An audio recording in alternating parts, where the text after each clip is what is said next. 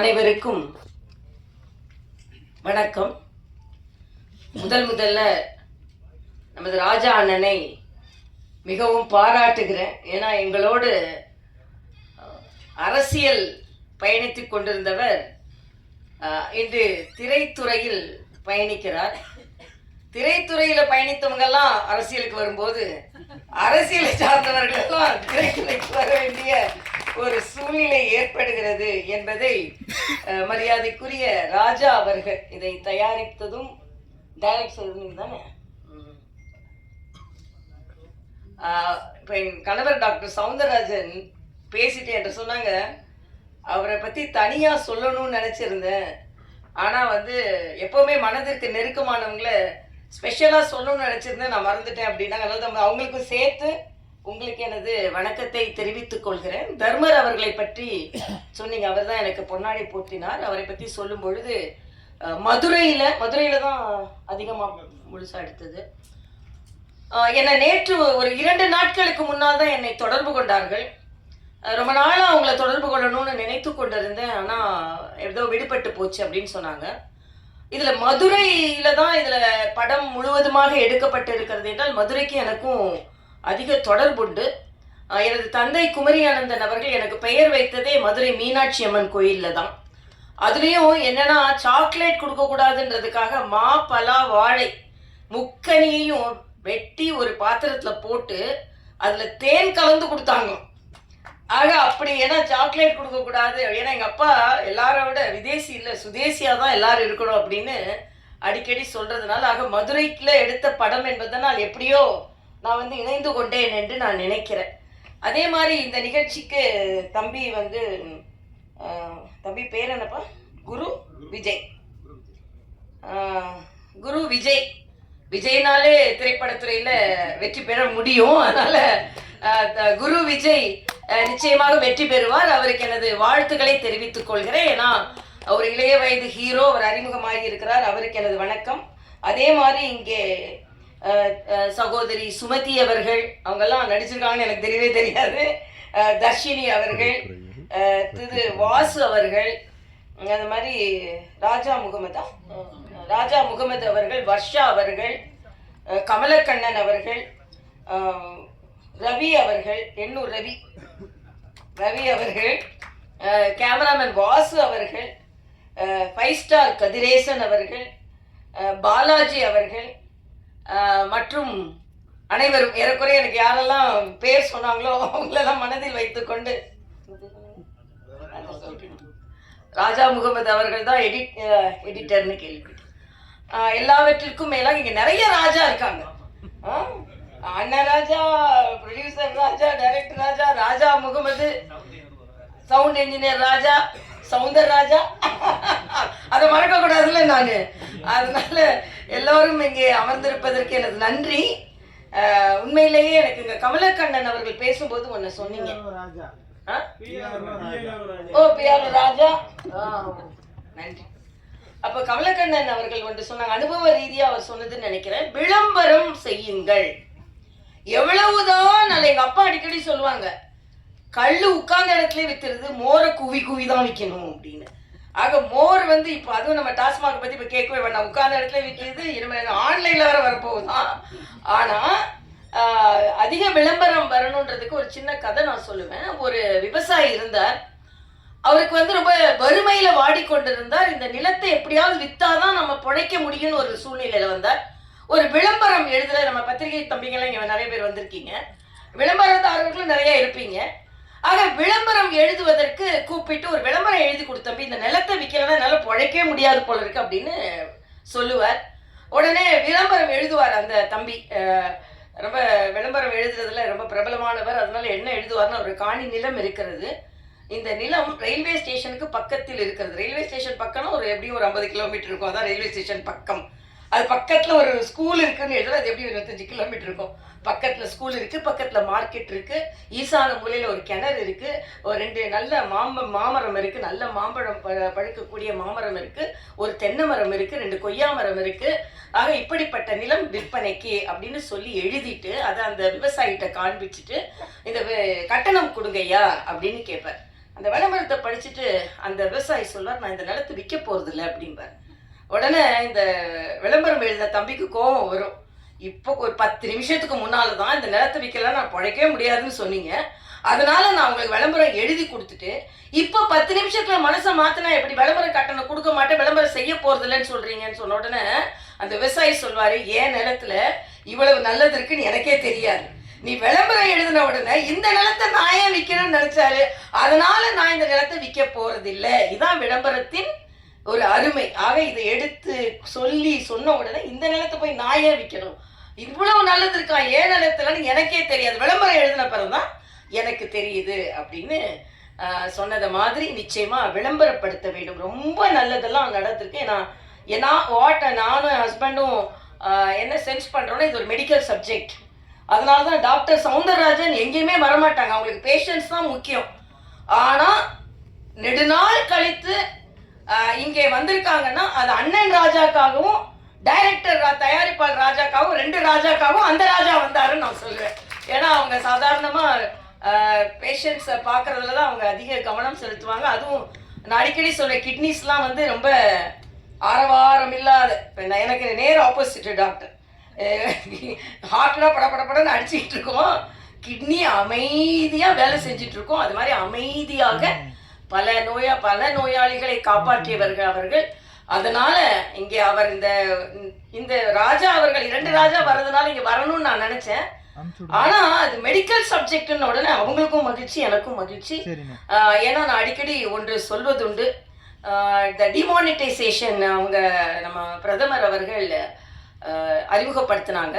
உடனே சில அரசியல்வாதிகள் அண்ணன் சீமான்ட்ட கேட்டாங்க, இதெல்லாம் இப்படிலாம் எனக்கு சாப்பிட கூட காசு இல்லை, இப்படிலாம் பண்ணா எப்படி அப்படின்னு. அண்ணன் திருமாவளவன்ட்ட கேட்கும்போது, இதெல்லாம் எப்படி, நாளைக்கு கூட எனக்கு சாப்பிட்றதுக்கு காசு இல்லை, நான் என்ன பண்ண போறேன் அப்படின்னு நிறைய கருத்துக்கள் சொல்லியிருந்தாங்க. ஏன்ட்டு வந்து கேட்டாங்க. ஆனால் நான் சொன்னேன், எனக்கு ஒன்றும் பிரச்சனை இல்லையே அப்படின்னு. உங்களுக்கு பிரச்சனை இல்லையா, அப்போ உங்களுக்குலாம் முதல்ல தெரியுமா அப்படின்னாங்க. நான் உங்களுக்கு எல்லாத்துக்கும் 8ஆம் தேதி தெரியுற மாதிரி தான் எங்களுக்கும் தெரியும். ஆனால் என்னன்னா, என்னோட கோட்டும் ஒயிட்டு, என் நோட்டும் ஒயிட்டு, அதனால எனக்கு பிரச்சனையே இல்லை. எனக்கு எங்கள் டாக்டருக்கு பிரச்சனை, எங்கிட்ட இருக்கிற கொஞ்சம் நெஞ்ச காசும் நாங்கள் ஒயிட் கோட்டில் சம்பாதிச்சது. அதே மாதிரி தான் ராஜா அவர்கள் இங்கே வந்து பணத்தை போட்டிருக்கிறாரு, அவரும் ஒயிட் கோட்டில் சம்பாதிச்ச ஒயிட் நோட்டு. அதனால எல்லோரும் படத்தை அவர் கமலக்கண்ணன் அவர்கள் சொன்னதை மாதிரி முழுவதுமாக தியேட்டர்ல போய் உட்கார்ந்து பார்க்க வேண்டும், செல்லுல பார்த்துட்டு சென்று விடாதீர்கள் என்பது எனது கோரிக்கையாகவும் இருக்கிறது. இன்னும் சொல்ல போனா இதுல வந்து மருத்துவத்துறையில நான் பெருமையா இந்த இடத்திற்கு வந்து நின்று சொல்கிறேன். கரோனா காலத்துல பிபி கிட் போட்டு நான் தான் முதல்ல போனேன்னு அன்றைய முதல்வர்லாம் சொல்லி கொண்டு இருந்தாங்க. இல்ல, முதலில் நிர்வாகத்தில் இருந்து மருத்துவர்களுக்கு உதவி செய்ய வேண்டும் என்று பாதுகாப்பு அதிகாரிகள் அனைவரும் வேண்டாம் என்று சொன்ன பின்பும் பிபி கிட் போட்டு அங்கே மருத்துவமனைக்கு நுழைந்த முதல் நிர்வாகத்தை சார்ந்தவள் நான் என்று நான் உங்களோடு பெருமையாக தெரிவித்துக் கொள்கிறேன். ஏன்னா கரோனா நேரம் அவ்வளவு கொடுமையான காலமாக இருந்தது. தெலுங்கானால ஒரே நேரத்தில் 30 மருத்துவர்கள் பாதிக்கப்பட்டார்கள். டாக்டர் ஸ்ட்ரைக் பண்றாங்க, நாங்க ஏன் பாதிக்கப்பட வேண்டும் என்று. அப்பொழுது மருத்துவர்கள் ஸ்ட்ரைக் பண்ணா நோயாளிகள் எல்லாம் பாதிக்கப்படுவார்கள், அவர்களுக்கு தைரியம் சொல்லணுன்றதுக்காக நான் பிபி கிட் போட்டு எனது பாதுகாப்பு அதிகாரிகள் மறுத்த பின்பும் நான் அங்கே சென்றேன். இதுல மரியாதைக்குரிய பாரத பிரதமர் அவர்களை நான் சொல்லியே ஆக வேண்டும். பிபி கிட் சைனால இருந்து வந்த பிபி கிட்னாலதான் 30 டாக்டர்களுக்கு வந்தது. அன்று கரோனா ஆரம்பித்த நேரத்தில் பிபி கிட்டே தயாரிக்காத ஒரு நாட்டில் ஒரே நாளில் 2 லட்சம் பிபி கிட் தயாரிக்கும் அளவிற்கு இந்த நாட்டை முன்னிறுத்தினார் என்றால் இது பாரத பிரதமர் அவர்கள் தான். ஆக கரோனா நேரத்தை நான் இங்கே நினைவு கூறும் பொழுது பாரத பிரதமர் அவர்களை நினைவு கூறாமல் இருக்கவே முடியாது. அதே மாதிரிதான் தடுப்பூசி, 150 நாடுகளுக்கு தடுப்பூசி கொண்டு போனோம் என்றால் அதற்கு பாரத பிரதமரின் அந்த முயற்சி தான் காரணம். அதுல முதலில் அந்த தடுப்பூசியை உருவாக்கியவர் நம் தமிழ்நாட்டை சார்ந்தவர், குடியாத்தத்தை சார்ந்தவர், பாரத் பயோடெக்காரர்கள் ஹைதராபாத்ல இருந்தாலும் தமிழ்நாட்டை சார்ந்தவர்கள்.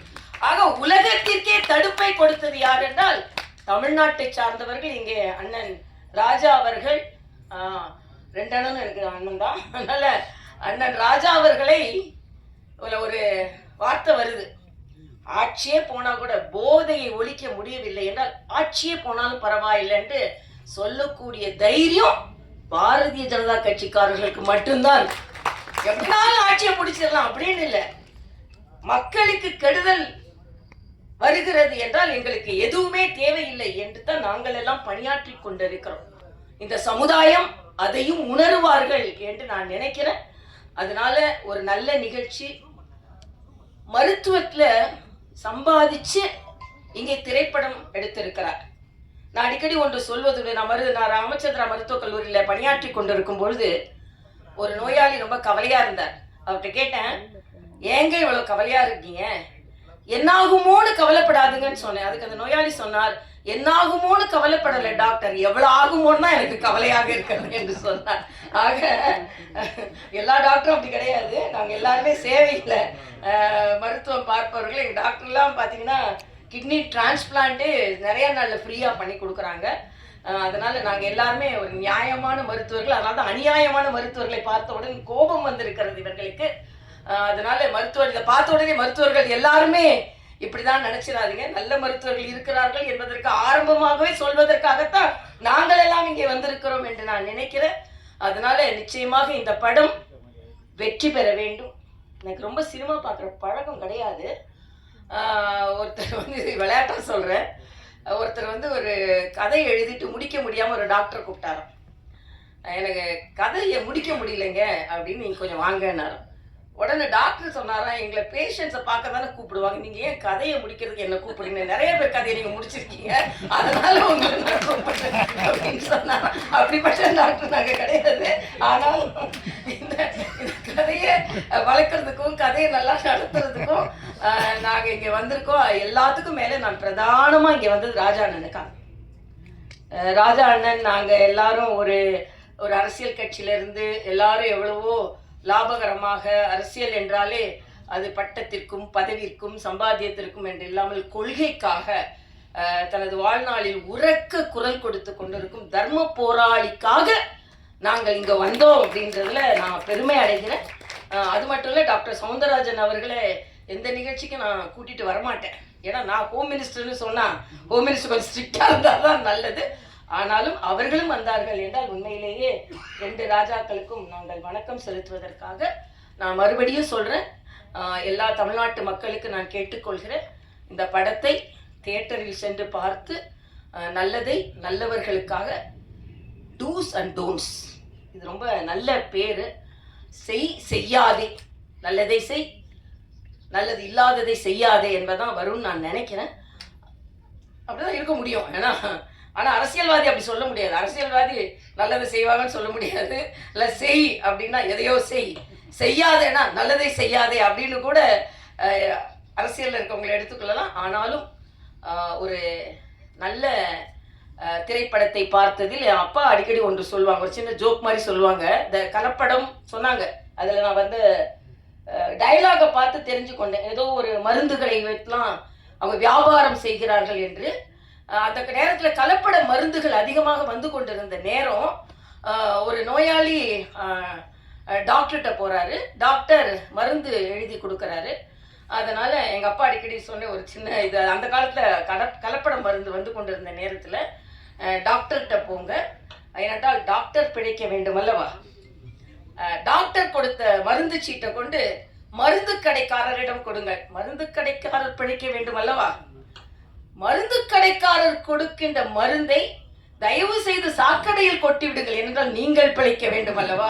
அது மாதிரி போலிகளை பார்த்தெல்லாம் நாம ரொம்ப எச்சரிக்கையா இருக்க வேண்டிய காலத்துல உண்மையானவர்கள் மேடையில் அமர்ந்திருக்கிறீர்கள். உங்கள் முயற்சி முற்றிலும் வாழ்த்துக்களை நான் தெரிவித்துக் கொள்கிறேன். ஒவ்வொருவரும் முயற்சி, எப்படி மருத்துவர்கள் ஒரு அறுவை சிகிச்சை செய்யும் பொழுது அதுல ஸ்டாஃப் நர்ஸ், மயக்க மருந்து நிபுணர், ward boy, ward technician, doctors, anaesthesiologist, surgeon எல்லாரும் சேர்ந்து ஒரு நோயாளியை பிழைக்க வைப்பதை போல இங்கே தயாரிப்பாளர், டைரக்டர், எடிட்டர், அதே மாதிரி எல்லாரும் பிஆர்ஓ, லைட் பாய், அந்த மாதிரி எல்லாரும் நிறைய எனக்கு டெக்னிக்கலா சொல்ல தெரியல, அவங்க எல்லாரும் சேர்ந்துதான் ஒரு நோயாளியை பிழைக்க வைப்பதை போல ஒரு திரைப்படத்தை உருவாக்குகிறார்கள். அந்த திரைப்படத்தை எல்லோரும் பார்த்து மகிழ்ந்து உங்களுக்கும் லாபமா இருக்கணும், அவங்களுக்கும் லாபமாக இருக்கணும்னு சொல்லி நடந்து வாழ்த்தி விடைபெறுகிறேன்.